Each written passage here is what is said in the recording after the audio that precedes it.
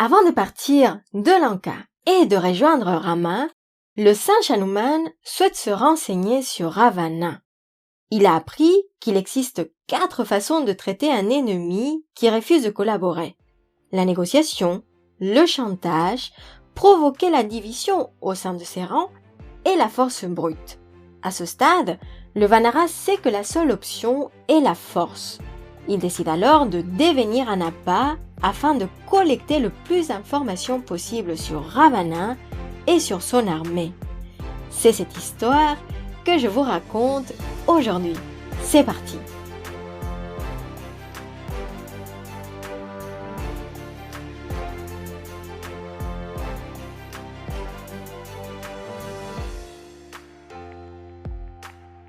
Hanuman se place au centre du verger d'Ashoka et commence à grandir de plus en plus.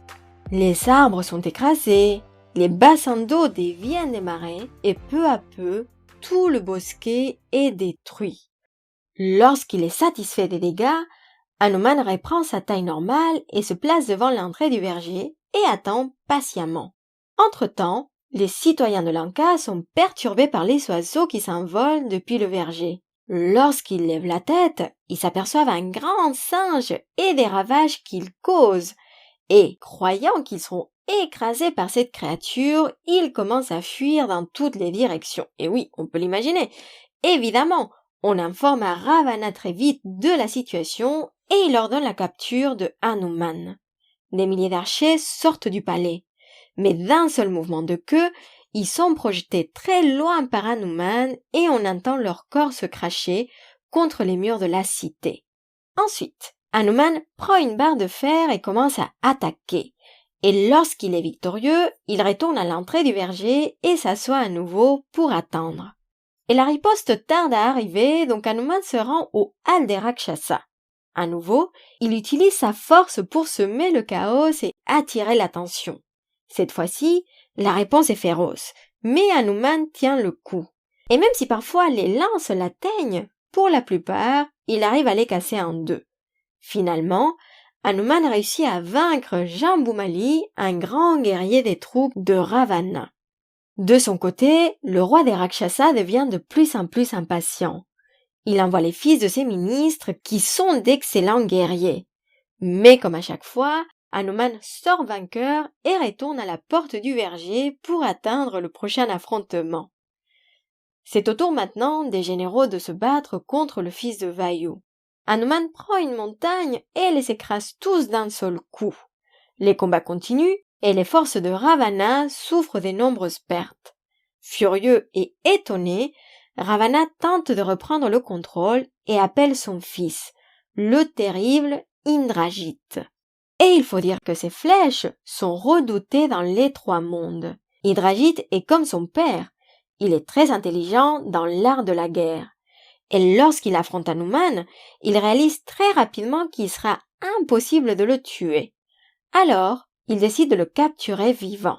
Il frappe Hanuman avec une arme puissante et le singe tombe sur le sol. Son corps complètement ligoté par des cordes magiques. Hanuman esquisse un grand sourire. Son plan a fonctionné et maintenant, il aura ce qu'il a voulu depuis le départ. Un tête-à-tête avec le terrible Ravana. Et oui, souvenons-nous des pouvoirs magiques que Hanuman possède. Il est invincible face aux armes divines et il peut choisir le moment de sa mort. Alors, même si Ravana et son fils Indrajit croient que Hanuman est capturé, en réalité il fait semblant, conscient qu'il peut s'échapper à tout moment. On amène alors Hanuman au palais de Ravana et lorsque le singe aperçoit le grand Rakshasa, il doit avouer que Ravana est captivant et possède une certaine splendeur. Le Rakshasa demande à Hanuman quelle est la raison de cette dernière attaque. Comme il s'est fait beaucoup d'ennemis depuis longtemps, Ravana croit qu'il s'agit d'un envoyé des Devas. Est-ce Indra ou Vishnu? Est-il vraiment un simple singe? Hanuman se présente et confirme que son but était d'avoir une audience avec le roi des Rakshasa. Il porte un message de la part de Rama. Rendre Sita au plus vite car il n'a pas intérêt à attiser sa colère. Le prince lui conseille d'ailleurs de ne pas détruire le mérite qu'il a obtenu grâce à ses pratiques ascétiques. Sinon, il ira droit à sa perte. Ravana écoute le singe et furieux, il ordonne l'exécution du messager. À cet instant, Vibhishana, le frère de Ravana qui suit toujours le chemin du Dharma, intervient. Il était pressant depuis le début de l'audience et il n'est pas d'accord avec la décision de son frère. Ce n'est jamais sage de tuer le messager. Il lui rappelle que son ennemi est Rama qui envoie le message. À la place, il lui conseille de lancer une mission afin de capturer et de tuer Rama. Après réflexion, Ravana est du même avis que son frère, mais il décide qu'avant de le laisser partir, il souhaite torturer Hanuman. Puisque la queue est une des parties les plus importantes pour un singe, il ordonne à ses guerriers de brûler sa queue. On enveloppe alors la queue d'Hanuman avec des tissus en coton et on l'imprègne d'huile. Au même moment, les Rakshasi qui avaient vu Sita s'entretenir avec Hanuman s'amusent à la faire souffrir en lui racontant ce qui vient de se passer. Et Sita intervient et appelle Agni, le déva du feu, et lui demande de protéger Hanuman et de ne pas brûler son corps. Agni accepte de l'aider et lorsque la queue de Hanuman est allumée, le singe réalise tout d'un coup qu'il ne ressent pas la chaleur du feu. Alors, il se débarrasse des cordes qui attachent son corps et commence à grandir en taille.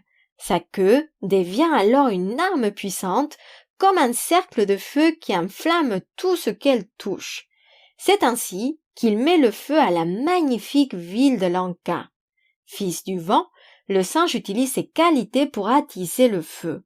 Lanka brûle et ses habitants sont paniqués à la vue des flammes qui grandissent rapidement.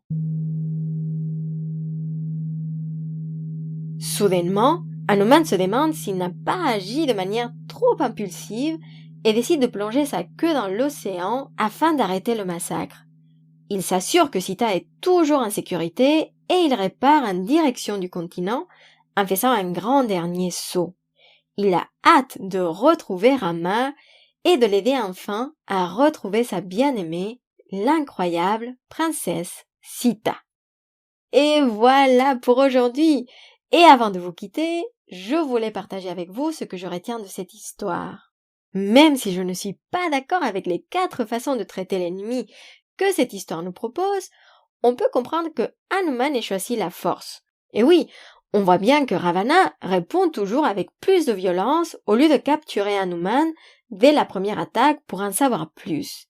Et au final, sa décision se retourne contre lui, et ceci me rappelle la fable d'Ésope, l'aigle frappé d'une flèche, qui nous dit « Un aigle s'était perché au fait d'un rocher à l'affût des lièvres. Un homme le frappa d'une flèche, et le trait s'enfonça dans sa chair, et la coche avec ses plumes se trouva devant ses cieux.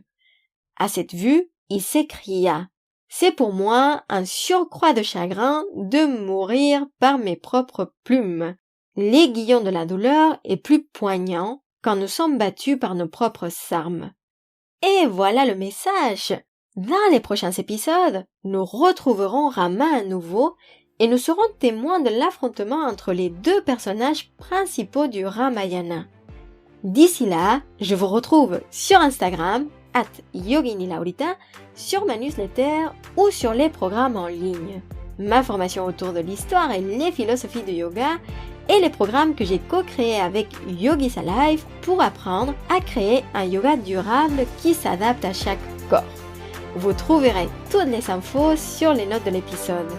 Je vous souhaite une bonne journée ou une belle soirée et vous dis à très bientôt. Prenez soin de vous.